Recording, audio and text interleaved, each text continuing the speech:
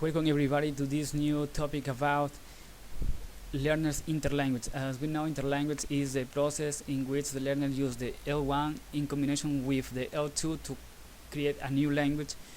Well, as I have reviewed in the book called How Languages Are Learned from Patsy Lambaum and Nina Spada, and my own experiences, I can say that if we talk about to use a language, we have some features in to use a language, like word order, grammatical morphemes, vocabulary, phonology, and pragmatics.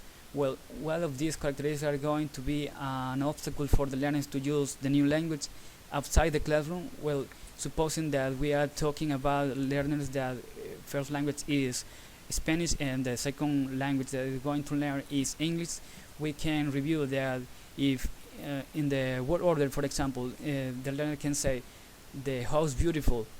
That is wrong in English because the adjective is before the noun, the beautiful house. But in any way, the other people who is around them is going to understand that learner well.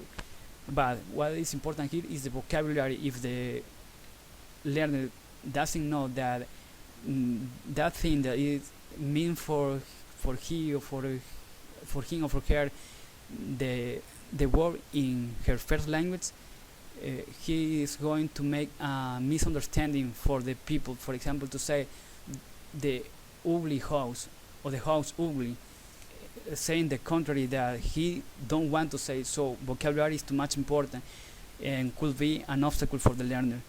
And now we have the phonology. Phonology is an obstacle too, because if the learner doesn't pronounce well the words, like putting attention of the sounds in the first language Spanish.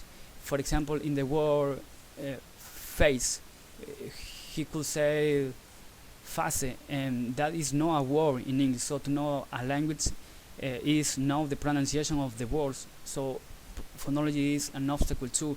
And pragmatics for me is not an obstacle because it is going to come with the time, with the practice.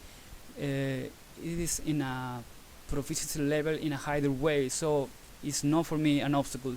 Well, now, if I think that in the classroom the interaction is important to take in account with those characteristics of the user language, it is clearly that of course we need to understand that if we give instruction in how to use the language, about to say, for example, in grammatical morphemes, they say that if the